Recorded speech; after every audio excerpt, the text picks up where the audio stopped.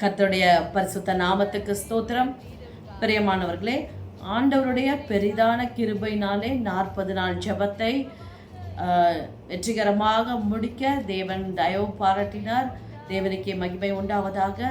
நாம் முன்பு செய்து வந்தபடியே விசுவாச அறிக்கையை ஏறெடுப்போம். இன்று முதல் விசுவாச அறிக்கையும் பாவ அறிக்கையும் நாம் ஏறெடுப்போம்.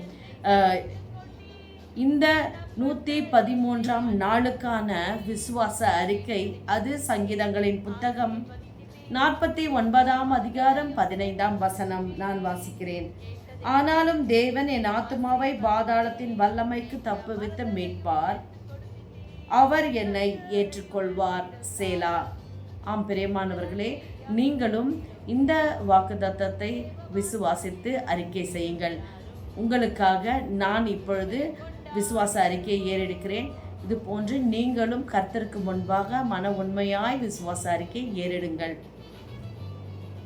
ஆனாலும் தேவன் என் ஆத்துமாவே என்ற இடத்துல நீங்கள் உங்கள் பேரை போட்டுக்கோங்க. அதாவது என்னுடைய நேமை வச்சு நான் வாசிக்கிறேன்.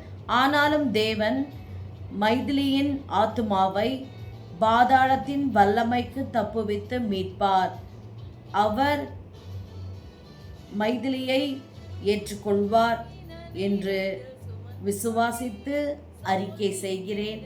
ஆமேன். நீங்களும் இது போல உங்களுடைய பெயரை அந்த இடத்துல வைத்து விசுவாசித்து அறிக்கை செய்யுங்கள். கர்த்தர் உங்களுக்கு பெரிய காரியங்களை செய்வார். விசுவாசிக்கிறவனுக்கு எல்லாம் கூடும் என்று வேதம் சொல்லுகிறது. எனவே விசுவாசித்து அறிக்கை செய்யுங்கள். God bless you.